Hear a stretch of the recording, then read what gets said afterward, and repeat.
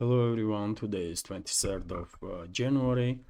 Now it's about 10 o'clock in the morning Moscow time. I'm Levan Gudadze and this is my first update for the day in which I will share all the main news that are making headlines in Russian media outlets and Russian language pages on different internet platforms. And there are quite a few very significant developments and news that I'd like to share with you for this moment. Although before I start, let me address one issue, which is a big issue. Existence of this project is in question because platform, a PayPal platform, a couple of days ago blocked account that I was using to receive donations, and their donations through PayPal was 95% of all donations that I was receiving in support of their project, and I really hope members of our community who are supporting my work will consider to use Boosty platform now for donations. It is quite easy to use. It's intuitive to navigate on the platform. It's a mix of Patreon and Buy Me Coffee. You can subscribe to page and become a Patreon for the project, or you can donate. You can use any existing account that you have on social platforms. For example, if I try to log in right now, platform automatically will show me several social platforms. Vkontakte, it's like Russian equivalent of Facebook. YouTube and Google, obviously. Mail.ru, it's a mail service. Also Twitch and Odnoklassniki. In your country, platform will automatically show you platforms that are relevant in your area. So you can use your existing account to log in on this platform, or you can create a new one, especially for Boosty to be logged in, and then you can send donations, tip or donation anytime you want. And also, as I said, by the way, you can just subscribe, choose your level of support and your level of monthly support for the project, and become a Patreon. Easy platform to navigate. And I never heard that Boosty ever blocked a creator that was working in segment of news and political commentary. So therefore, Boosty is definitely much more safer and much more loyal for its customers than other platforms. That's been said, let's talk about news now. Although, dear friends, I'm working on resolving issues with PayPal, and shortly maybe I will have a PayPal account also. But meanwhile, if you want to support, please consider to support through Boosty platform or through cryptocurrencies. Links are on this video in the description box and in the pinned comment, or you can subscribe to my page on Patreon. Obviously, I really hope our community on Patreon will double this year, and that will finally put this project in a place where at least existence would not be in question constantly as it is now. But anyways, life is not sugar, isn't it? So there is constantly some issues that we have to deal, and that's it, really. We all are trying to move forward and overcome these obstacles. And anyways, let's go through some news now. And obviously, many media outlets here in Russia, if not the whole of them, pay attention to yesterday's post that US President Donald Trump published on his page on True Social Network. And well, I commented on his poster on my Twitter X page, on my Telegram channel, because he was actually mistaken on at least several occasions. But anyways, let's go through this news. Let's see how RT is reacting on these posts, or how RT see his statements. US President Donald Trump on Wednesday issued an ultimatum to Russia, urging it to bring the Ukrainian conflict to an end and strike a deal or face new sanctions and high import tariffs. So he chose to use language of threats and ultimatums with Russia, which is, well, which is not really a good start. But dear friends, before criticize him too much, let's take a different approach. After all, we all know how Trump is operating. He's acting, he's demonstrating himself. He wants to be seen as some tough guy, right? He's acting, and he's acting maybe just too much, especially for high-level public figure and nowadays president. But anyways, he loves to act this stuff, and maybe this is just part of his game. He wants to present to U.S. public all this situation in a way that look, guys, I issued ultimatum that you have to do a deal, or I will do this and I will do that. And by the way, if Trump's administration will really take some steps to de-escalate, then who cares what kind of acting he is putting up for domestic use?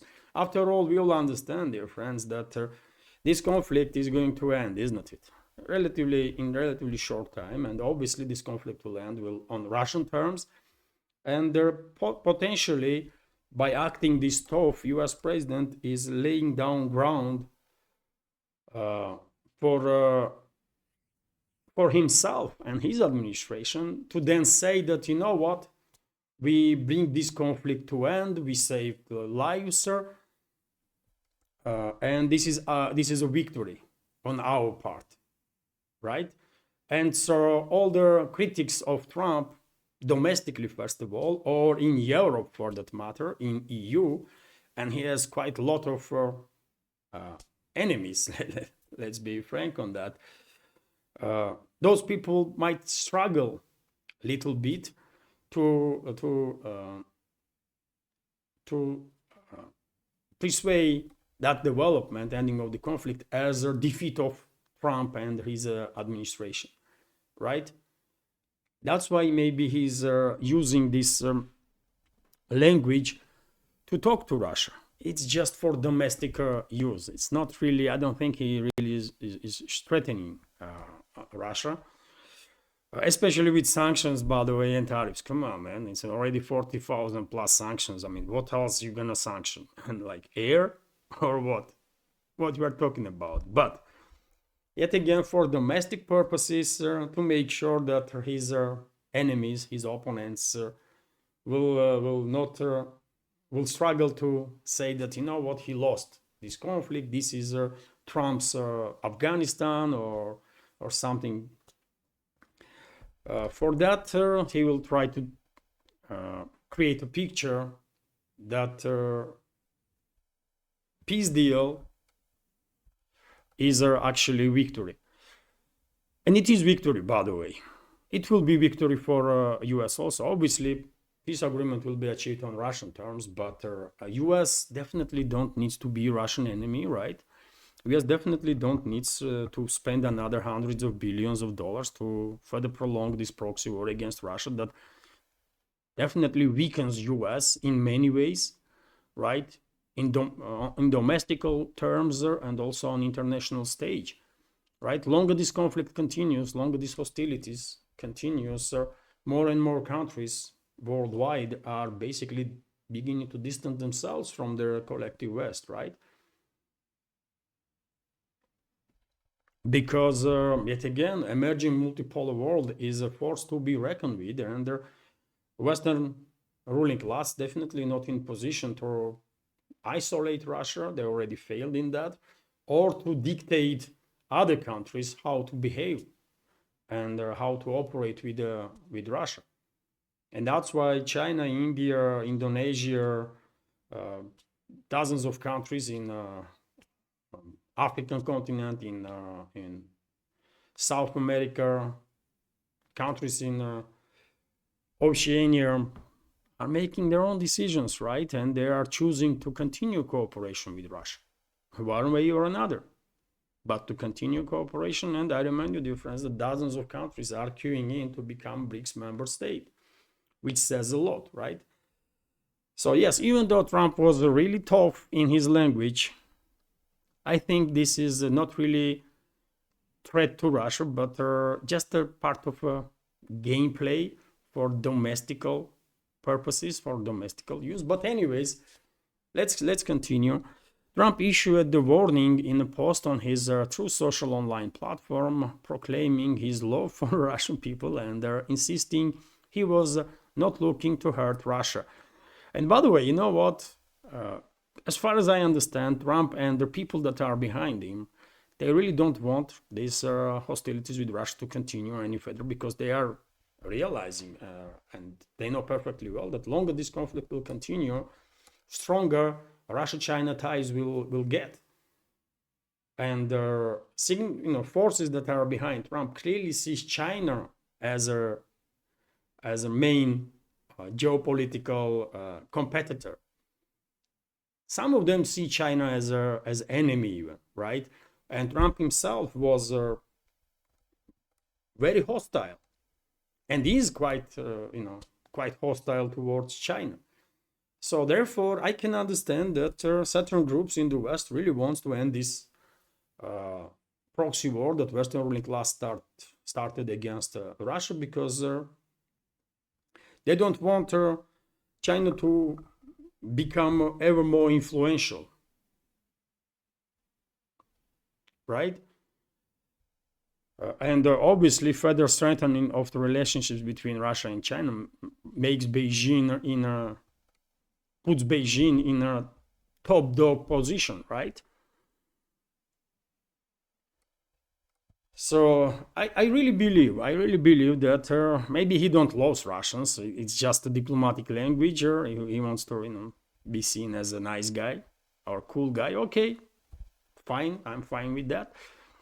And I really don't think he wants to hurt Russia, because it will weaken US. Yet again, we can argue about certain points in his statement. He was factually mistaken.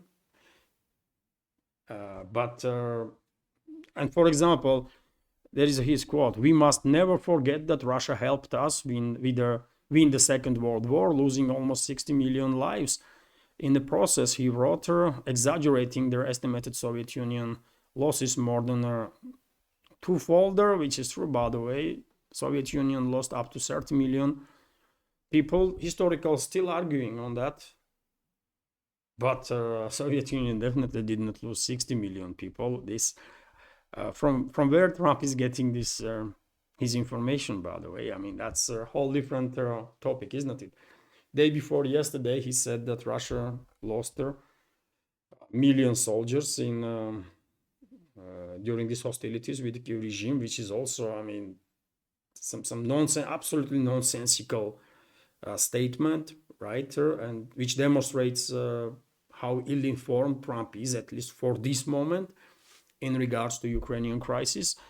But he will gain some information. He will receive some objective information also, I guess, from some sources. After all, he can talk to Colonel McGregor. He knows him personally, right? He can talk to Scott Ritter.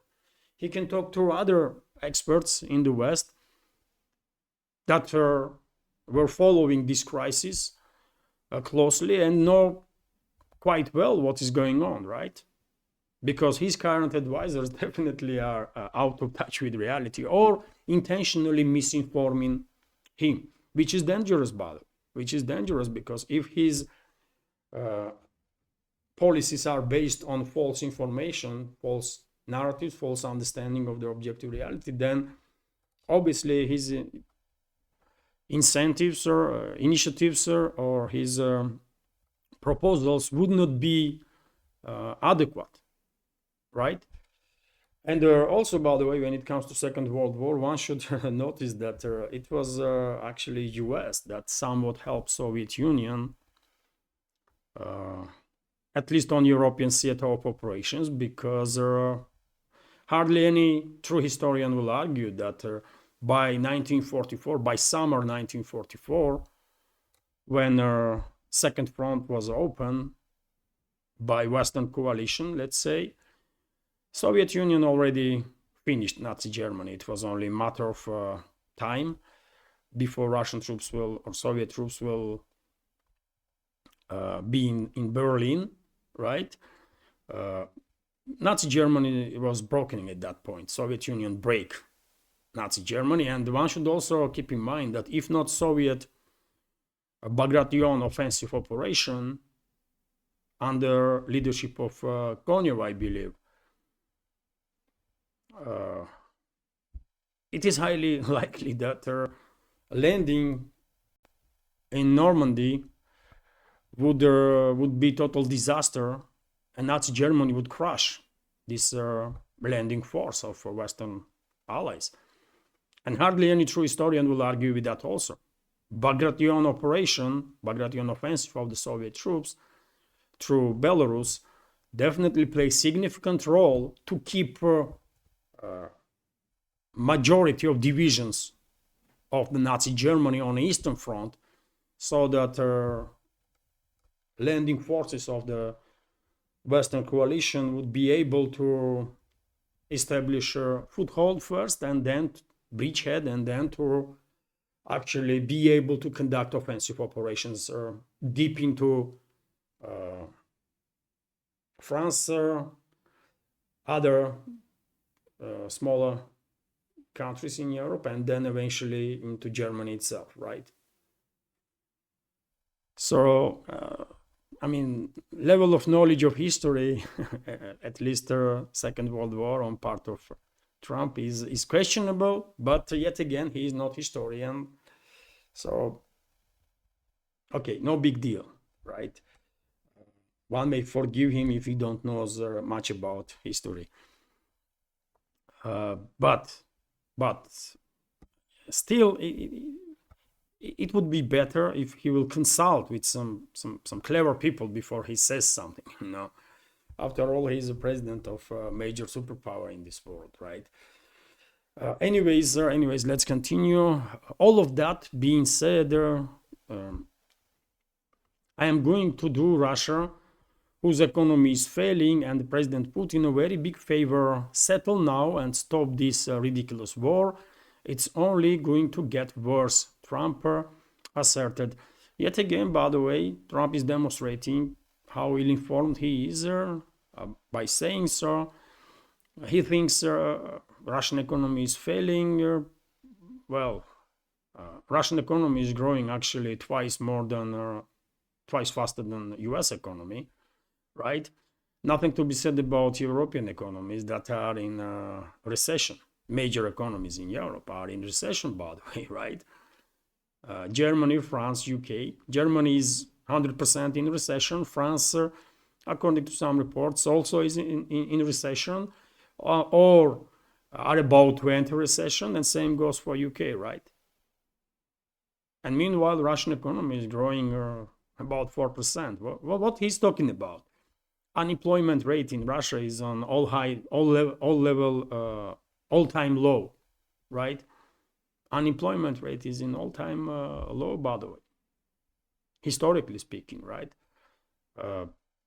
I said during the beginning of this update that this project of mine, this media project, existence of this project is threatened because of these issues with PayPal. Obviously, I mean, this is full-time job, and if only way I can continue this work is if I have enough income to provide my family, right? It's just basics. I'm not a rich person, unfortunately. I'm not millionaire. I'm working for my bread, right? That's a say here. But I'm not too stressed. You know why? Because I know I can find job, like if I start looking for it for today, for example, quite possibly before end of next week I will have a job. Maybe even just a couple of days, It depends what kind of job you want. It's not about will I be able to find job. It's about what kind of job I would find, right? So I will have opportunity to choose from different options. Does it sound like Russian economy is failing when you are able to find job like that in a couple of days? I don't think so, right? Of course, this 40,000 plus sanctions did damage Russian economy, no doubt about that, no doubts about that. But did Russia manage to overcome these obstacles, deal with these obstacles? Yes. And maybe it will be good for Trump to visit Russia, to see himself what's going on, because he is demonstrating really a low level of knowledge about modern Russia, which is, which may, make it more difficult for him to reach some agreements, right? Anyways, let's continue. Should no deal on the matter materialize soon enough, Trump would have no other choice, according to him, but to put high level of taxes, tariffs, and sanctions on anything being sold by Russia to the United States and the various other participating countries. US President also reiterated that the Russia-Ukraine conflict never would have started if he had been in office. We can do it easy way or the hard way, and the easy way is always better, Trump warned Moscow. Okay, I mean, this acting, man, I mean, we can do it easy way, or you will find it, find out it's a hard way. Okay, man. Acting. US public probably loves this kind of behavior, and that's why he's doing this. I don't know, man, but for me, being Russian citizen, I see this stuff as a, I'm trying to interpret it in a positive way, but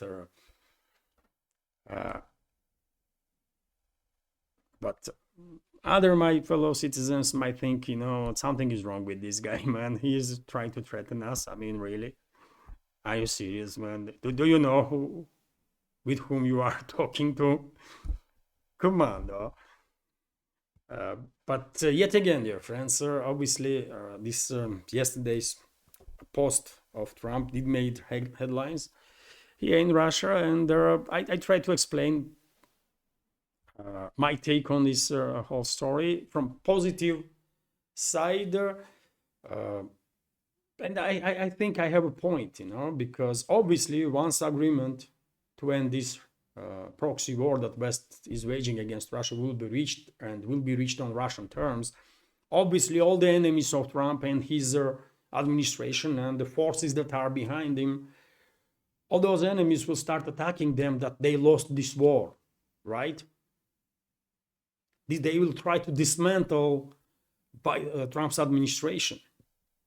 And to avoid that, Trump is acting this tough. And then once agreement will be reached, he will say, you see, I made it. I ended this war. It's a victory. And you know what? Let's end this conflict, by the way. And me personally, I don't care what will Trump say. He can brag about victory all until the end of his life, by the way. I have no issues with that. They can present this deal as a greatest victory of the Western world.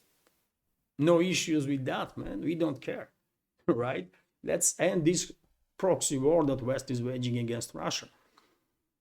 And it can be done. Russian leadership was always clear that Moscow is open for negotiations. Moscow wants root causes of their conflict to be addressed, so that this conflict will not reignite sometime in the future, right?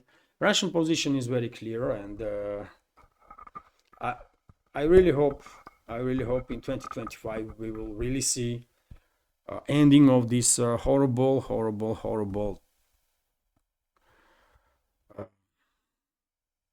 war that Western ruling class provoked. I really hope so. And it will happen. It will happen. Hopefully in 2025. In any case, obviously, this conflict will end on Russian terms. And hopefully Western ruling class will learn its lessons. Although, by the way, unfortunately, I'm still on the same position that I had yesterday, months ago. Always, basically, that most likely before Western ruling class itself will face consequences, they're not gonna authorize through the escalation, and they will face consequences very soon. Very soon. 3 to 5 weeks time, and probably this conflict will reach its peak. And when Western ruling class will find itself on the line of fire, when Western ruling class will realize that, you know what, it's their lives are on the line now, not the lives of other people that they love to play, but their own lives are on the line. Once this realization will settle in, and it will happen as a result of this next stage of escalation that I think is inevitable, after that they will start de-escalating for sure, and Trump and his team will have a green light to go all the way with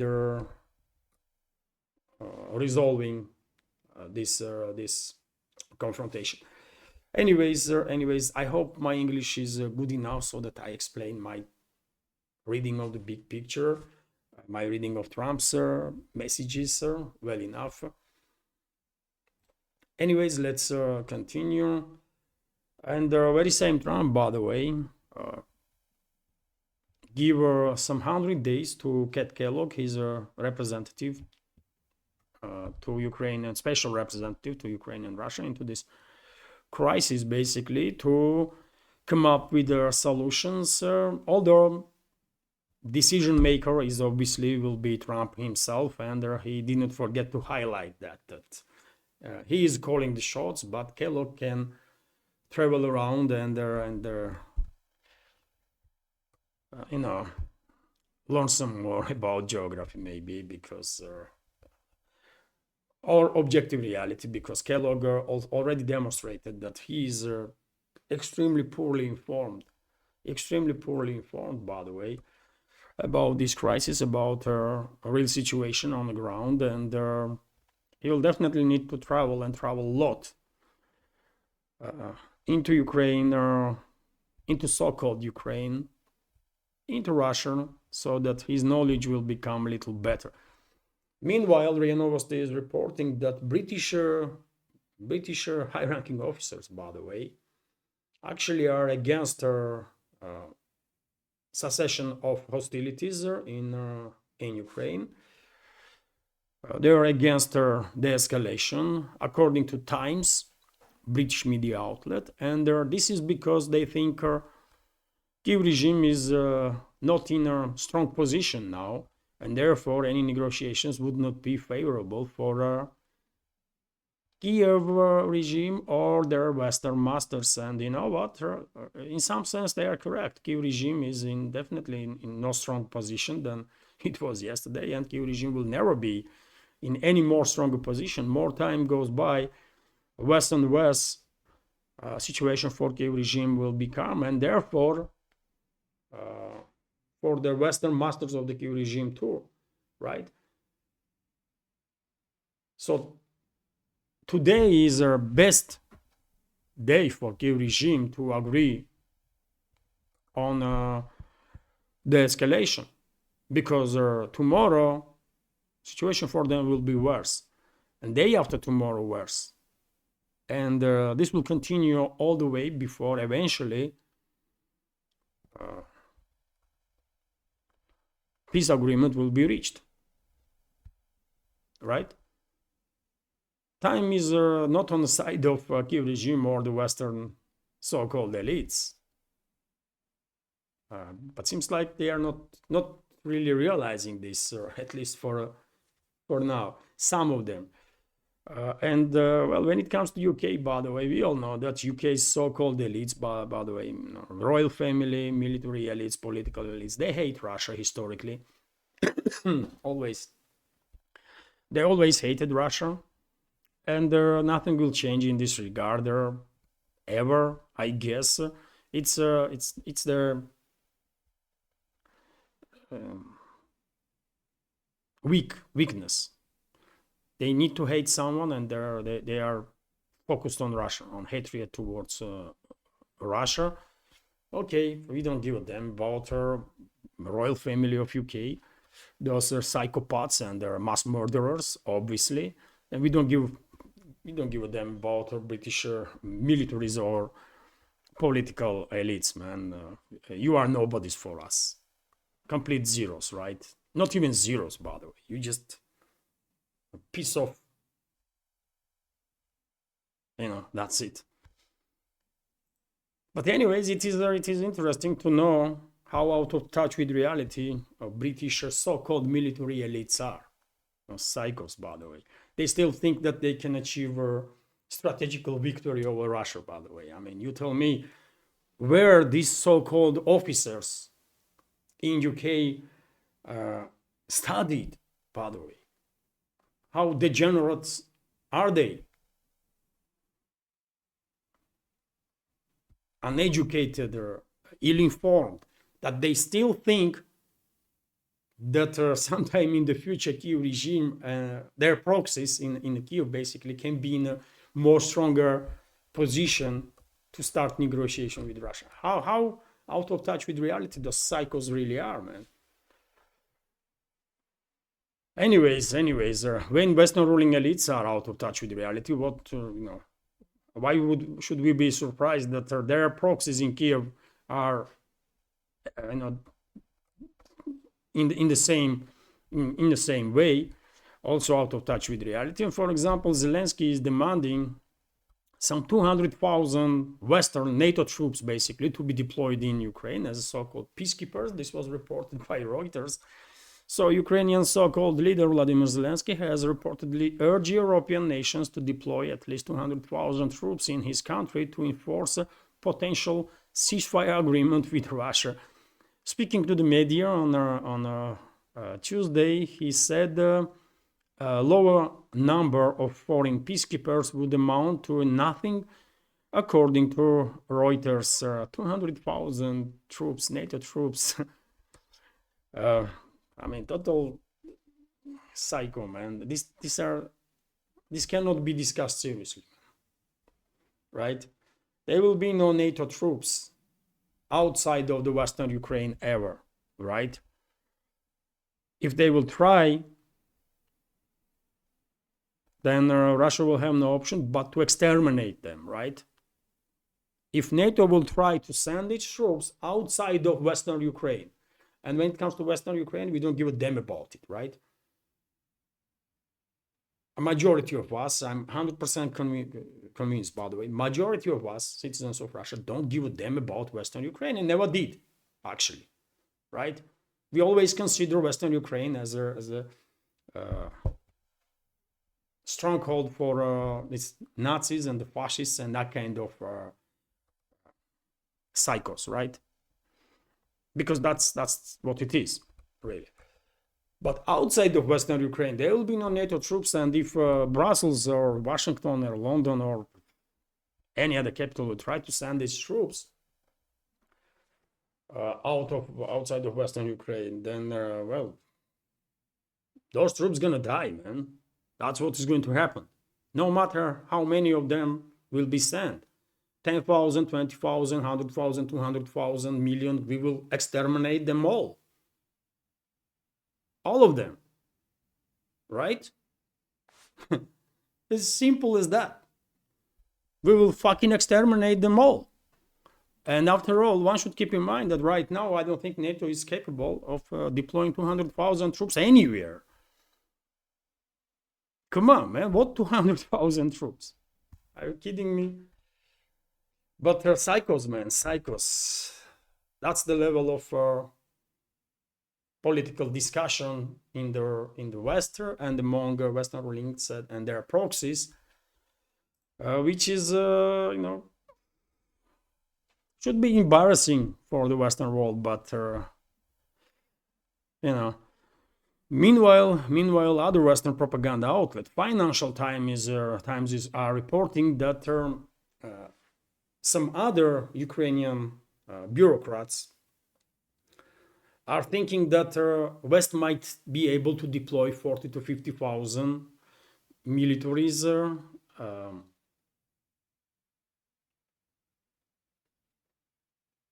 into Ukraine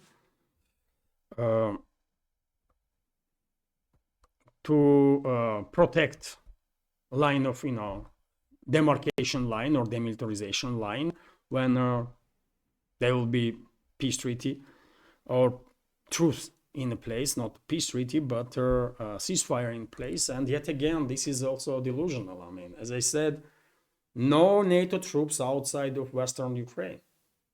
Even Western Ukraine is in question, but yet again, I don't think anybody here in Russia, including in Russian leadership, really that keen of liberating Western Ukraine also. Let Poland, Hungary, and Romania deal with this Western Ukraine. Let them deal with it, right? And the Ukrainian Nazis and the fascists that Western so-called elites were breeding there for generations and the generations, right? All this idea of political Ukrainianism started from UK, right? Some few hundred years ago, by the way. Then Germans took initiative, and it was Bismarck, by the way, that was saying it openly, right? If I remember correctly, that if you want to weaken Russia, you have to support this crazy idea that these people that are living in certain area on Ukraine, which is outskirts, so these people that are living on outskirts are actually some ethnic group, right? Ukrainians. And unfortunately, they succeed in it. Unfortunately, Western elites, Western secret services succeed in this anti-Russian operation to create this political Ukrainianism. And especially in the Western Ukraine, millions of people were brainwashed, so much so that they really believe that they are ethnic Ukrainians and that their ancestors built their Chinese wall and their pyramids in Egypt, and all the Vikings were also their relatives, and all their Scytho-Sarmatians. And I mean, if you listen to those psychos, by the way, you know, and all this nonsense, by the way, they are putting in the books also. They are teaching this craziness to kids in a school, you know. So anyways, no NATO troops are outside of Western Ukraine. Inside Western Ukraine, it's a possibility because, as you know, I said there from very beginning that once this conflict will be resolved, Ukraine will undergo full-scale disintegration. Western Ukraine eventually will end up under NATO control and will be reclaimed by Poland, Hungary, and Romania, most likely, and the rest of the Ukraine will be in Russian sphere of interest. Some parts might join Russia, others may maintain quasi-statehood, but are definitely free from Western influence. And that's exactly how things will be once this conflict will end. Let's continue, and well, Zelensky again, by the way, as you know, all sorts of psychos are gathering now in Davos these days, right? Where World Economical Forum is taking place, and all these mentally ill globalists are trying to preach each other and their proxies, because no one else really is interested in what they have to say, right? Media only might pay attention to it. Although me personally, I didn't even mention that there is a meeting of WEF until now, right? This is first time that I mentioned this WEF meeting in Davos, because I just don't care, man. It's not important. It's just gathering of some psychopaths, mentally ill people that are preaching for each other and to each other some nonsense, right? And there are obviously many proxies that they have worldwide were attending this event, and Zelensky was one of their headline maker, and he, as I already demonstrated, he stated quite a few crazy statements, and one of those crazy statements is that Europe should finance million Ukrainian army to grow to 1 million member. So he wants Ukrainian army to be 1 million strong, and he demands from Europe this army to be financed. So yes, that's what he demanded there. I don't know. Can we comment on this seriously? Is it necessary to comment on this seriously? It's just a clown show, isn't it? Vladimir Zelensky at the World Economic Forum said that without the support of NATO, Kiev plans to increase the armed forces of Ukraine to 1 million people and demanded financial assistance from European countries for its maintenance. Okay, by the way, I dream about it.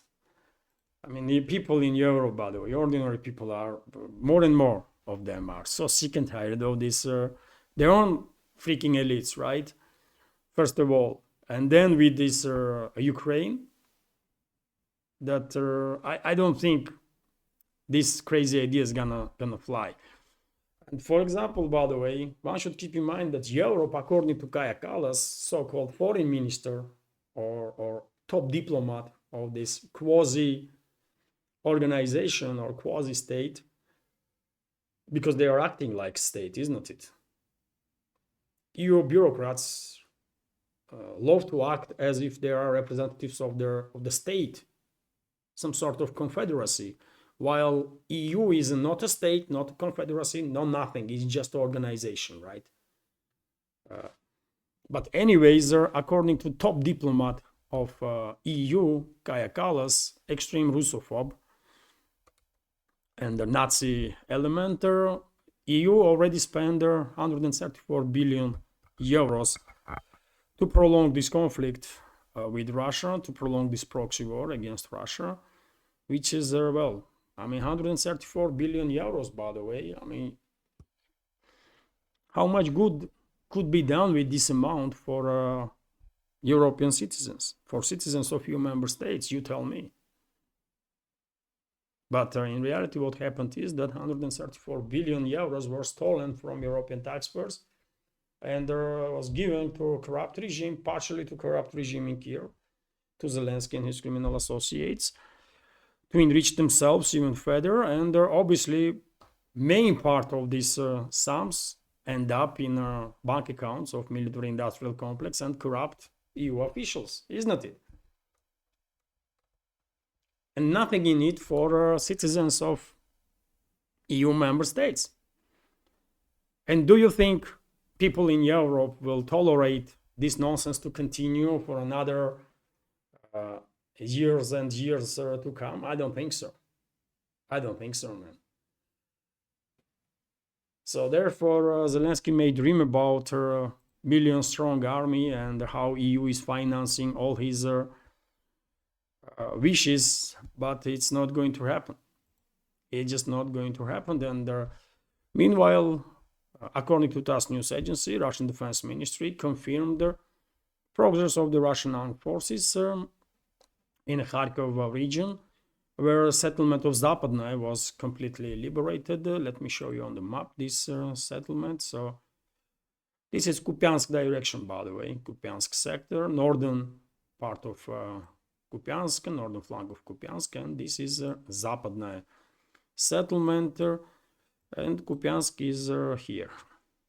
Kupiansk itself is here. Russian troops are just a couple of kilometers away from Kupiansk, and I'm quite sure are locked and ready to start their main offensive or major offensive operation towards Kupiansk itself. Although, as we all notice, dear friends, when it comes to relatively big settlements, towns, cities, Russian troops are using, usually, not always, but usually are using a tactic of encirclements, right? Pincer movements are conducted, and all the supply and support lines, once supply and support lines of the local garrisons of Kiev regime are cut, then gradually Russian troops are entering the settlements, and it is quite likely that the Russian troops will do exactly the same in Kupiansk area. Also, meanwhile, let's continue with some more news.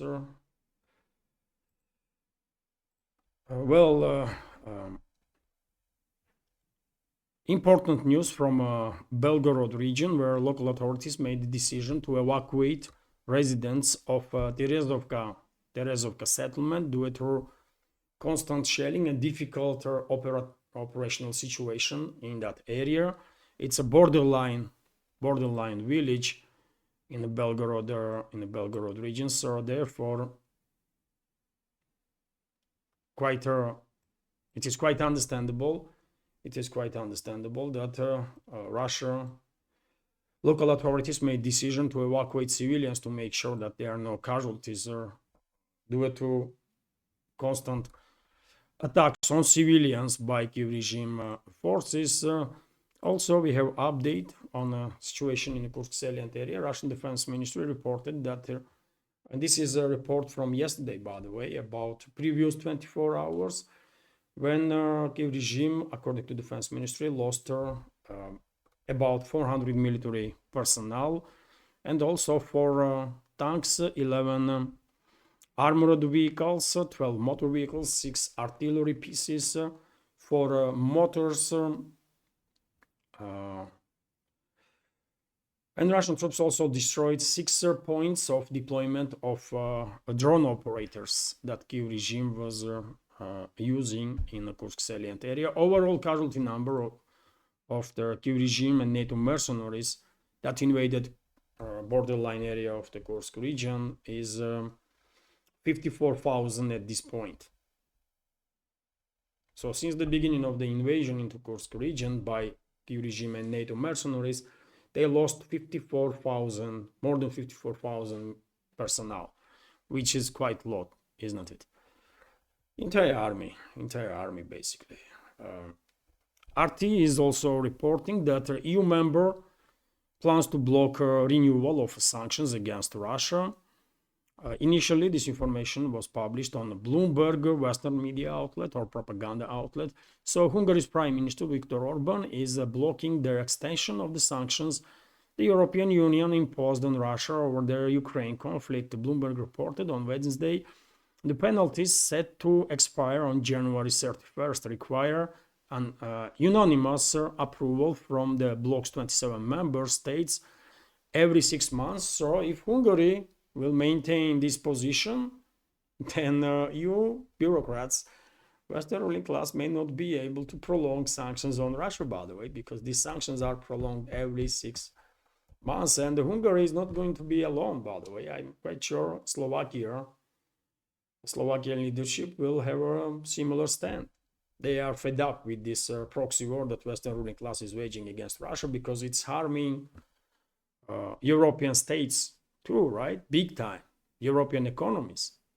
And if leadership of Germany, leadership of France or Italy, if they don't care about their own people, and if they are too afraid of Western ruling class to say anything, seems like leadership of Hungary and Slovakia are not afraid to say that, you know what, if you want to go for a war with Russia, just do it, go. But we are not willing to commit suicide because of your crazy ideas. That's what Hungary and the Slovakia quite effectively are saying to Western ruling class and their puppets in Brussels. right? So I don't know what will happen. So obviously, Hungary will be and Slovakia will be under huge pressure to prolong these sanctions, but who knows? Maybe Hungary will withstand this pressure. Maybe Budapest and Bratislava will withstand this pressure. I don't know. Dear friends, this update is already 50 minutes, so therefore, if I may, I will end this update now.